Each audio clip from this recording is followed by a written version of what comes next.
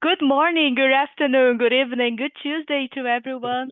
Thank you for connecting on time today.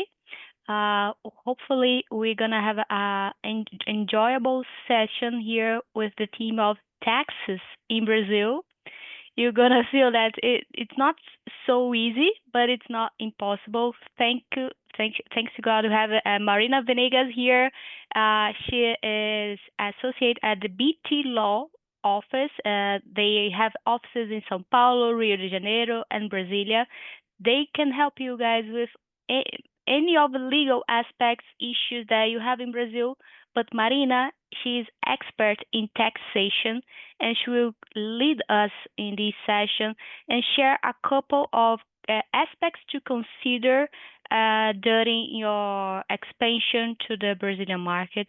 Marina, thank you very much for your time, for connecting with us and sharing all your knowledge regarding taxation system in Brazil. Uh, Welcome to the stage, and feel free to introduce yourself and also share your screen and the slides that we have prepared for this session today. Thank you, Julia. Good morning and good evening, everyone. It's a pleasure to be here with you today. My name is Marina Venegas, and I'm a tax lawyer at BT Law in Brazil. As mentioned by Julia, today we will take a closer look at inbound investment in Brazil and the other ongoing tax reform, two essential topics for foreign investors considering opportunities in the country. So I will share with you guys my presentation, and let's go. Just a second. Here. Okay. Okay, everybody. We can see, Marina, your screen. Yeah. So let's go. I'm sorry. Okay. So Brazil has implementing measures to gradually align its tax system with international standards, aiming to enhance its attractiveness for new investments.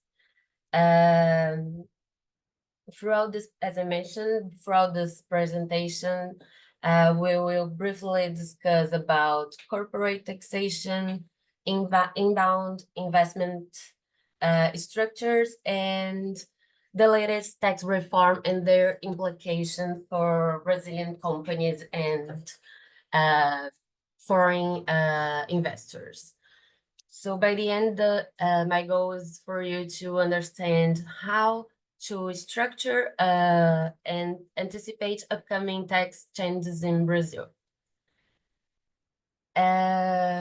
Before we begin, I'd like to highlight that Brazil tax framework is constantly evolving, and each investment case requires tailored analysis and to ensure compliance and tax efficiency.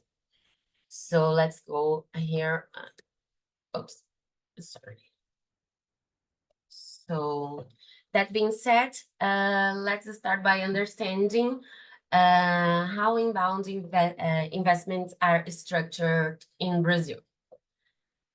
Foreign investors have three main options when entering the Brazilian market, each with distinct tax implications. So we have the direct ownership in a Brazilian company. We have a loan structure where funds are provided to a local entity.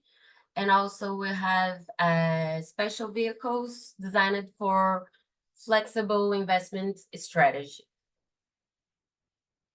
The first, here I brought to you some characteristics of those three structures. The first one, the equity investment, the most common strategy, entry strategy. In short, because of dividends are currently tax exempt here in Brazil, which makes this a very attractive option for investors. We have, when foreign investors are remitting funds to Brazil to acquire an entity here in Brazil, we'll have the tax on exchange, and where the funds are being returning abroad, we'll have tax exemption for withholding tax. And despite the fact of the Brazilian tax has debating these I'm sorry, I have to say that nowadays we have this tax exemption in dividends distribution, but Brazil has been debating this ending these taxes, these tax exemptions. But so far no changes have been made to the law. Another key mechanism in the equity investment is the interest on net equity, which is kind of similar to dividends, but subjected to withholding tax when remitted abroad, and deductible for the Brazilian company when paid abroad. So the second option to invest here in Brazil, it is by debt financing. Debt financing offers flexibility, but also comes with expensive tax rules. So here we have interest payments to foreign lenders, which is subjected to withhold tax by the rates of 15 or 25%, depending on the investor jurisdiction. Because of those characteristics, many multinationals choose a mix of equity and debt to optimize their tax structures here in Brazil. So it is important to mention that by opting to invest here in Brazil with debt structures, debt financing, we have to consider transfer pricing and fin capitalizations rules, which we'll speak a little bit more later. So the third option that we have to invest here in Brazil is to consider an investment fund. Investment fund provides preferential tax treatment for non-resident investors once capital gains and earnings distributions are tax exempt here in Brazil. So as long as the investment funds comply with some requirements, we'll have no taxation while remitting funds abroad. So it is an interesting way to invest in Brazilian companies. So here, as I told you guys, we have some, I'm sorry, I'm looking there because my presentation is here. So we have here some aspects that are very important for those three structures, especially regarding withholding tax and tax on exchange. So given these structures, I think it is important to understand how tax treaties may influence inbound investments here in Brazil. So Brazil has been taking steps to align its framework with international standards, particularly those set by the OECD and the base erosion and profit shifting BEPS initiatives. So as you may know, the OECD guidelines focus on tax transparency, exchange of tax information, and preventing profit shifting to low tax jurisdictions. While Brazil is not yet an OECD member, has gradually adapted its tax rules to align with these principles.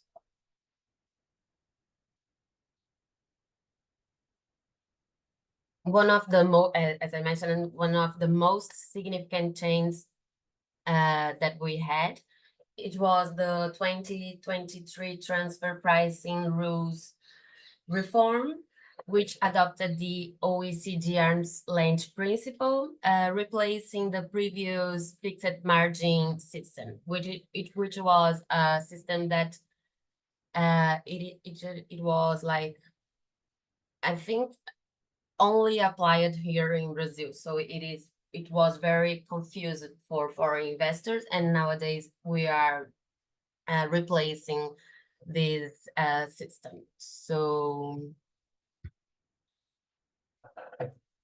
regarding double taxation treaty, to foster a more favorable investment environment, Brazil has a network of tax treaties that can help investors reduce tax burdens on cross-border transactions.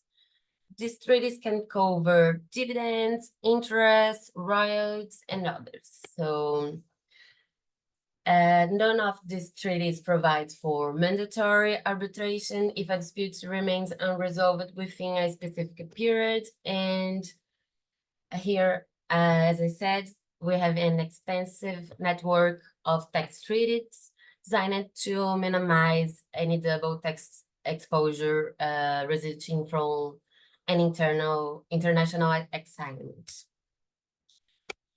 Currently, we have 38 double tax treaties in force, but not all of them provide capital gains tax relief, which can be crucial factor for investors planning exit strategies.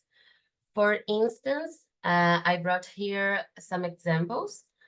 Japan includes tax-sparing provisions that treaty signed between Brazil and Japan, ensuring that Japanese investors benefit from Brazilian tax incentives without increasing their tax liability in Japan. Israel, on the other hand, limits the withholding taxes rates on dividends, interest, royalties, but does not include tax-sparing provisions. In the same way, we have the Singapore Treaty, which focuses on reducing withholding tax rates on dividends, interest, and royalties, while promoting tax transparency, but without including tax-sparing provisions. So now let's take a look at how companies operating here in Brazil are taxed. And as anticipated by Julia, it is kind of complex, but it is not impossible. And we are facing some changes that hopefully will simplify the system. So let's go. The currently Brazilian tax system involves taxations at 3 levels. The federal, which encompasses, for example, corporate income tax, social contribution on net profits, some revenues taxation as contribution to PIS and COFINS, tax on manufactured products. We have also the state taxes, for example, the tax on the circulation of goods, and we have the municipal taxes that we have as an example, the tax on services, the tax on transfer of real estate. So each of them will be levied on some structures depending on their nature, depending on the buyer, depending on the transaction. So it is important to have a big picture of the transactions to be able to direct the tax burden levied on it. So corporate profit taxation follows two main regimes here in Brazil. We have the real profit method and the presumed profit method. So the Brazilian companies can choose between the real or the presumed profit methods, and this method will determine how the corporate taxes will be applied to the company.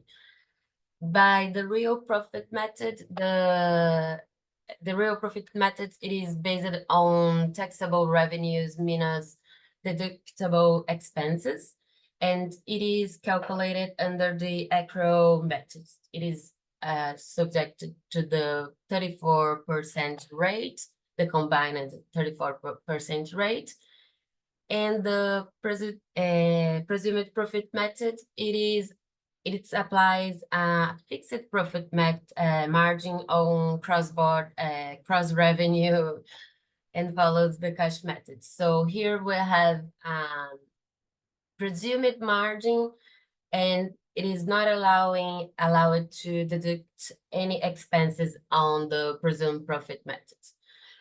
The second regimen, it is available only for companies with revenues below 78 million reais and not engaged to some activities, for example, financial activities. As I said here, the choice between those two regimens, those two methods, determines how the company will be taxed. If the company is under the real profit method, the company will be subjected to the PIS and COFINS under the non-cumulative regimen. The non-cumulative regimen is levied with a higher rate, generally 9.25 rate, and being allowed the tax credits on inputs. And companies under the presumed profit method fall under the cumulative regimen, which does not allow credits accumulation, but is levied with lower rates on the revenue on the company's revenues. So in addition to PIS and COFINS, companies are nowadays subjected to other taxes when we are talking about consumption. We have a federal tax on manufacture of products. This is an excise tax on circulation of products, creditable in many cases, and which rates varies depending on the product that it is subjected to this transaction. We have also a state tax on circulation of products, which is a highly complex tax, fortunately being replaced by the VAT on the following years, which rates varies depending on the local of the transaction, the nature of the goods, the origin of the goods, and the producer. So it's also creditable, but it's a very complex tax. And we also have municipal tax that it is also being replaced by the VAT. This is the tax on service here. It is levied on rendering of the on service providers with rates varying by the municipality where the service provider is located and the nature of the services, and do not allow tax credit on its system. So,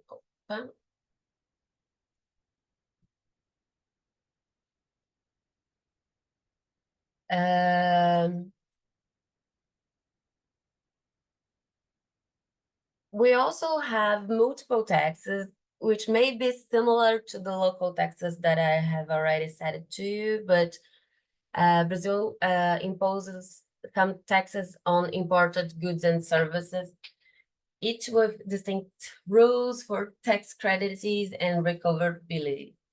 Here we have the import duty, a non-recoverable tax levied on the custom value of goods imported. It is not creditable taxation. Its rates varies depending on the nature of the goods. We also have the contribution to PIS and COFINS, which is creditable, and their rates are a little bit higher than those levied on the local transactions. We also have the federal tax on manufactured of products and the state tax on circulation of products. So, and it's mentioned before, this federal and tax on manufacture and circulation of products, their rate varies on the product, the provider, the seller, the buyer. So there are a lot of aspects that must be considered on the supply chain that can result in a higher or a lower tax burden nowadays. So, but fortunately, we are replacing those taxes to the VAT, which I will explain in a short.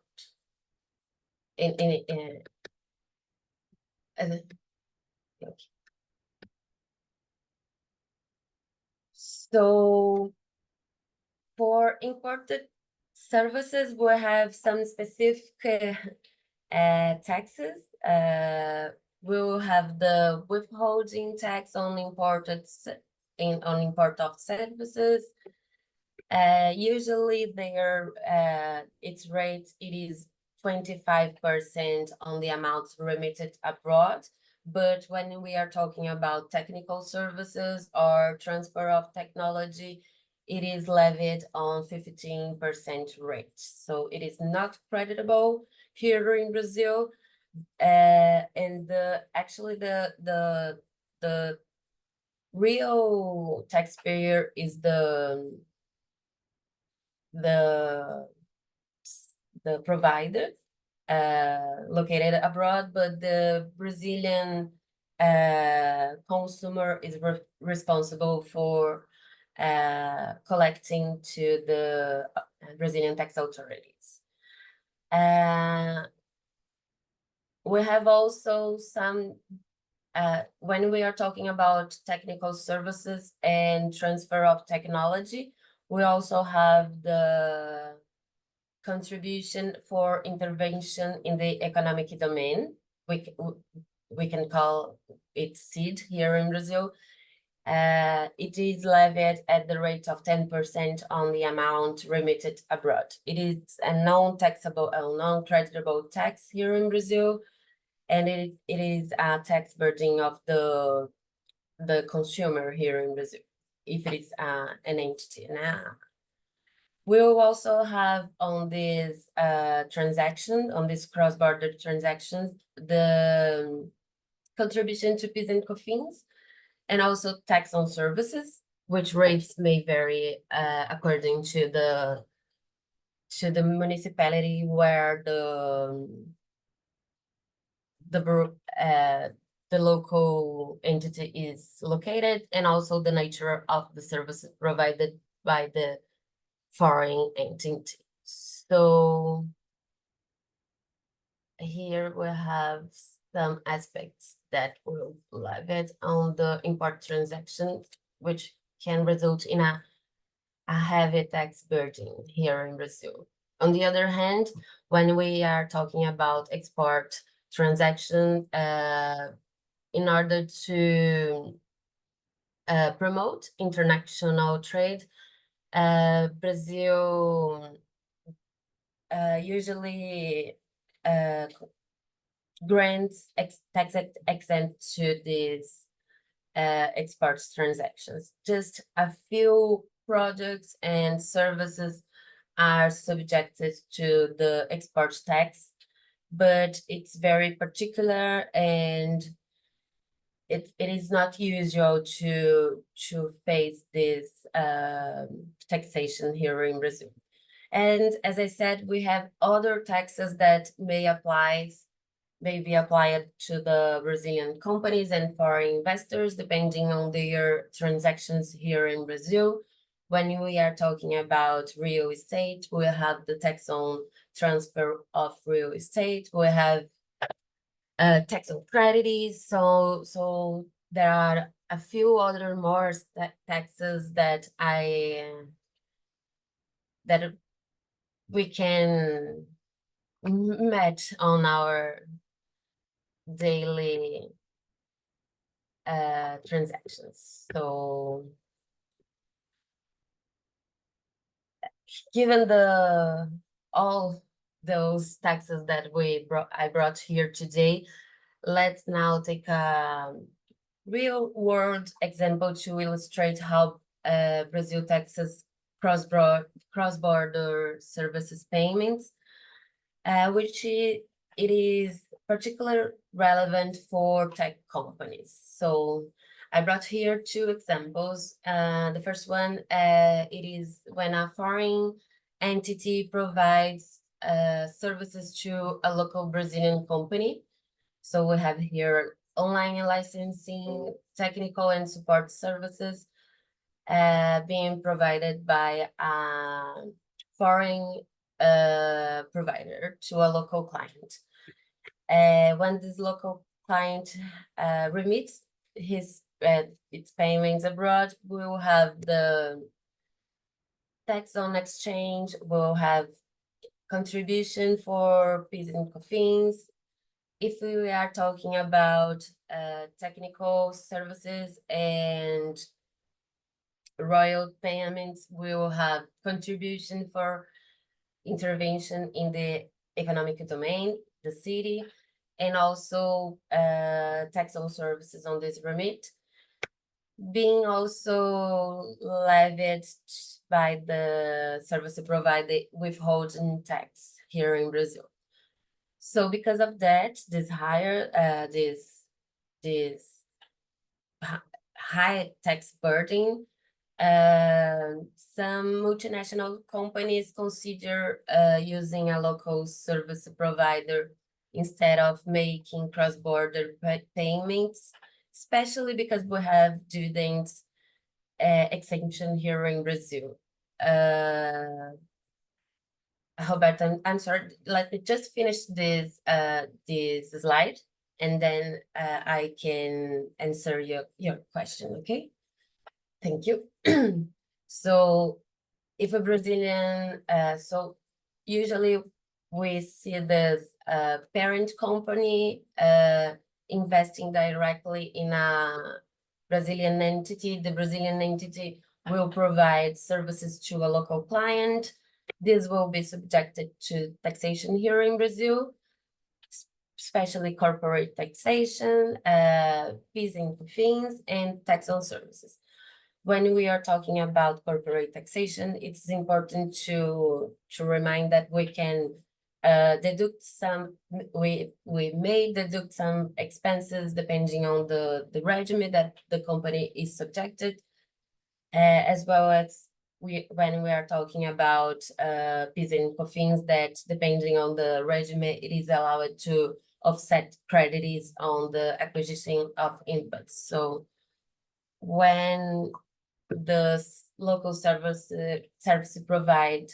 provider distribute dividends abroad, we have no taxation on here in Brazil. Dividends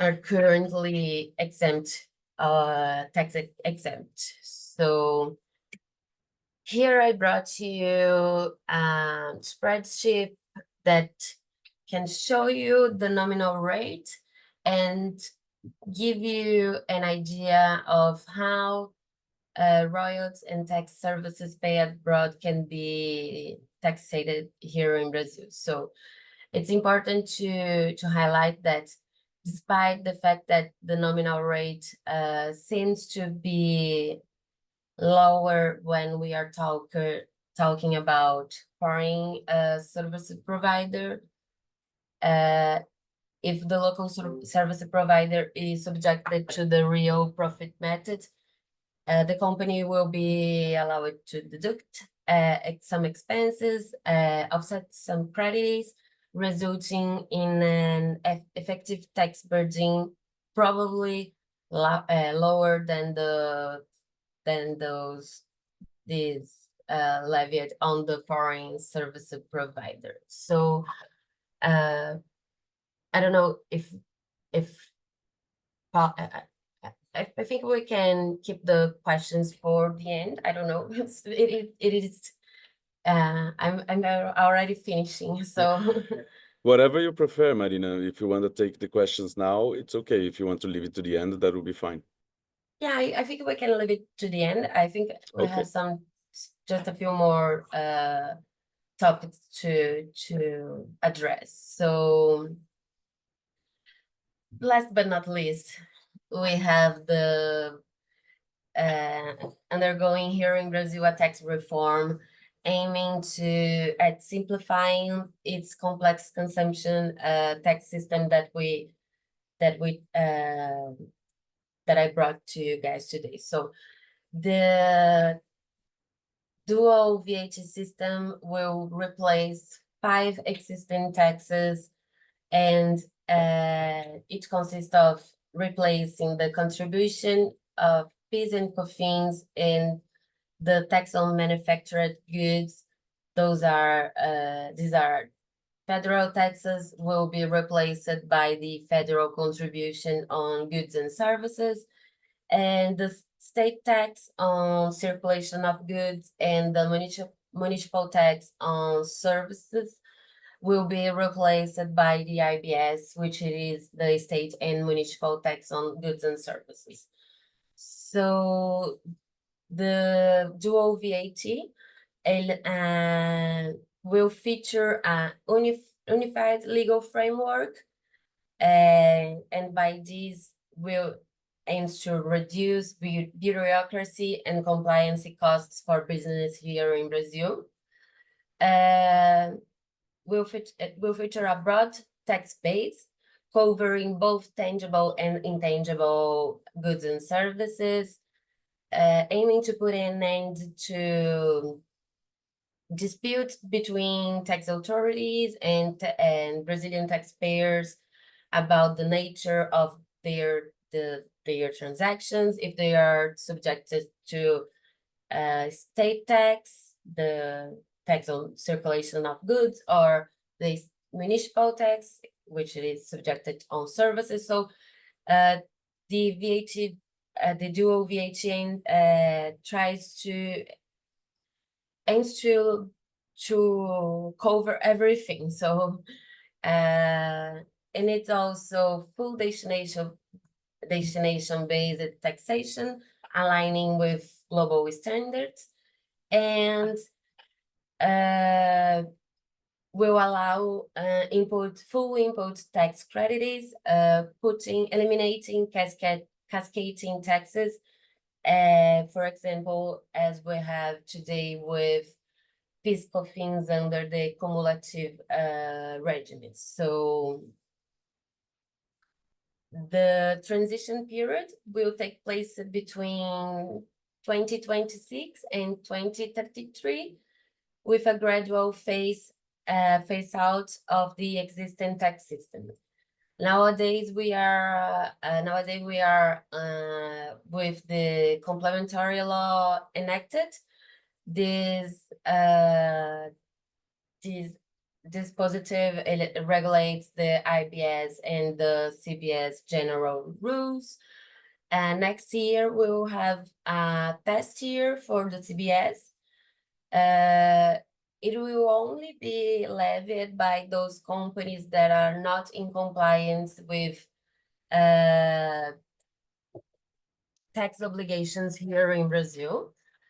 So the tax reform, we can say that the tax reform will be into force only in 2027, when CBS enters into force, and we have the extinction of PIS and COFINS.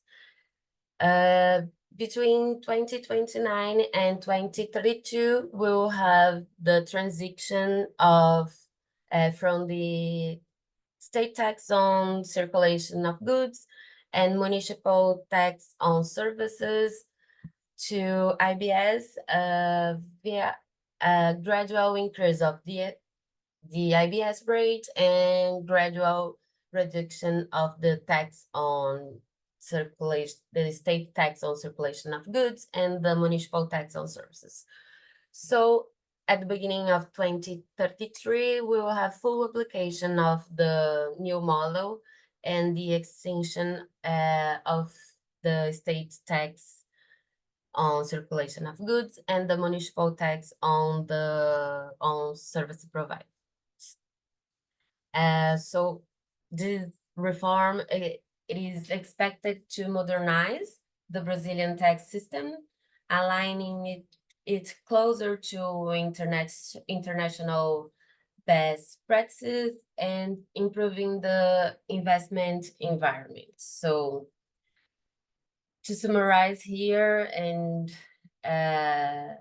finishing, Brazil is working to modernize its tax system, increase transparency, and align with international standards. So while these changes present challenges for us, Brazilian taxpayers, and all of you, foreign investors, or I think everybody, they also create new opportunities that must be addressed by all of us. So thank you for your time, and our tax team is available for any questions or further discussions. And so please, Roberto, I'm so sorry. No problem at all. I'm Brazilian, so I'm speaking in English because of all the guys of the. Okay, can you go back 3 or 4 slides before when you showed that quadrant? This one? One more. This one. This is the one. Okay. Look, I am talking to my tax team, and you see we're charging here the. When I am Brazil, okay, and I'm bringing service, I'm bringing a software from Israel, for example, and Okay. I'm selling to my clients here. So this is Okay. this second picture that you made here, okay? So we Okay, have the perfect. parent company. They are selling me the software. I have to import this software, so I have to pay to the parent company the import of the software. Then I had to pay the selling taxes here, to invoice the client here. And then Yeah. also I have to pay when I send money to the parent company as an IRS. So it seems to me that this green part here, it's not very right? I cannot just send the profits. I have to pay them. When I pay them, I have to It to pay. depends on the, yeah, it depends on the structure. We can also have a structure like yours, where we don't talk about distribution of dividends abroad. We are talking about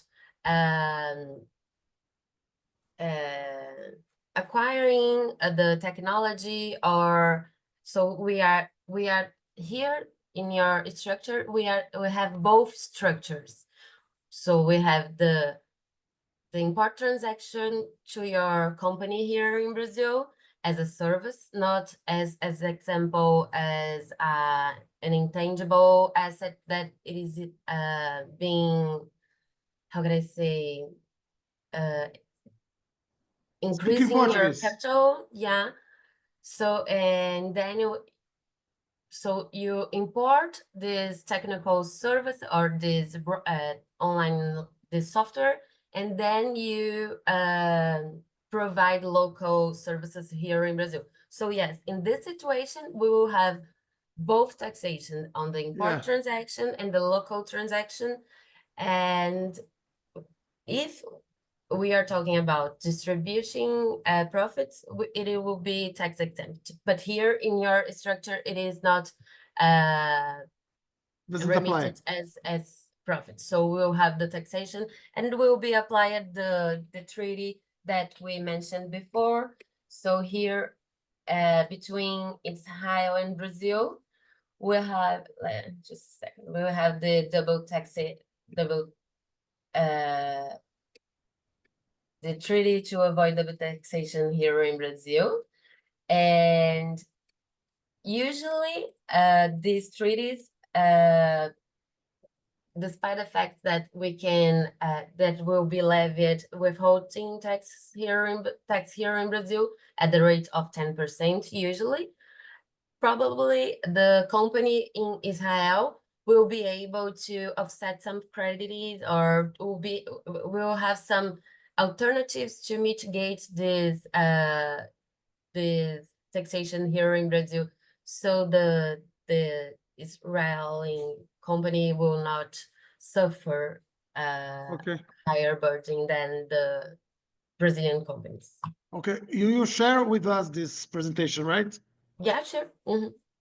Thanks. Yeah, Roberto, don't worry. We're gonna send it to you guys, and you can access it through the Learning Hub, the folder with all the presentations we had here. Nice. Okay, Marina, thank you so much. Roberto, thank you for the question. That was very practice how to do. So that was really good. Thank you for that. Any other question, guys? If you guys have specific questions for your company, I know that Marina won't be able to go super in depth right now, but as Roberto showed, like it could be interesting to start the discussion. If you have a very specific question for your company, please just ask now. Use this opportunity. Marina, first, yeah, thank you so much for this presentation. I think especially the tax reform, it's a bit overwhelming of how much is changing and this whole transition period. But it's and you mentioned it's important to show Brazil is making a huge effort to simplify this tax structure here. We know that it's very complicated. We know that it's tricky, but there are being a lot of efforts to simplify and to make it easier, both for Brazilians and for international companies that want to come here. And I know it's just one second, Roberto, and then I'll pass you. And I know it's complicated and it depends on the company and what are their production. But do you guys have any recommendations for foreign startups that want to come to Brazil? Is there a way that usually it's easier for this in a tax sense to these first steps in Brazil, or it will depend on each case, Marina? Yeah, we will depend on each case, because we'll have we need to understand the nature of the activities that the company wants to taking place here in Brazil. We need to understand where the parenting company is located, if we are talking about financial activities, if we are talking about, I don't know, consumption services, and so each of them has some particularities that must be addressed case by case, unfortunately. No, no worries. I imagine that that would be a case by case. There's a lot of options.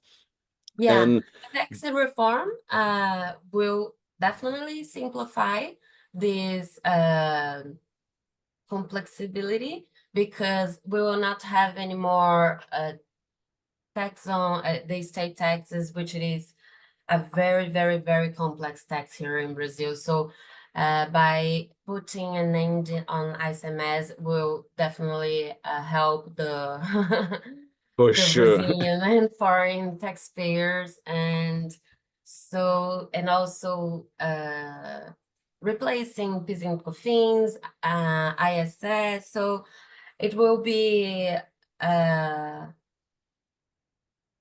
don't know if I can say easier, but definitely it will be less bureaucratic, and we hope that will simplify the system for all of us. Perfect. Roberto, go ahead. Ask your question. It's more a suggestion to everybody. I live here. I've been working 30 years in the IT field in Brazil, and it's complicated for me.